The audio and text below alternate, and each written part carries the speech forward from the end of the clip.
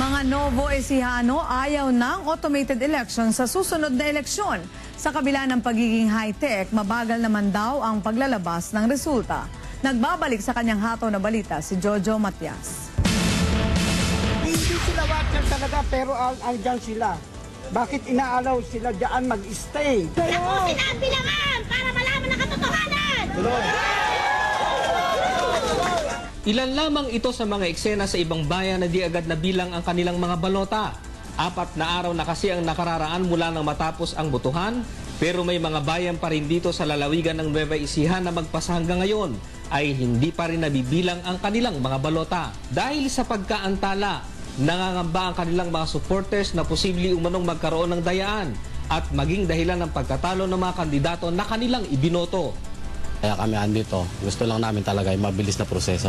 Pag malaman kung sino talaga panalo. Ala na naman kaming tulugan, 3 araw nang pabalik-balik po kami rito. Ang pagkasira ng mga PCOS machine at flashcard siya naging dahilan kung bakit naantala ang bilangan sa lalawigan. Dahil sa pangyayari, mas gugustuhin pa daw ng mga Novo Ecijano ang dating paraan ng botohan o ang mano-manong bilangan sa susunod na halalan. Samantala, patuloy naman ang pagbabantay ng militar sa lalawigan upang maagapan ang posibleng pagsiklab ng kaguluhan. Jojo Matias para sa Hataw Balita ng UNTV News Worldwide.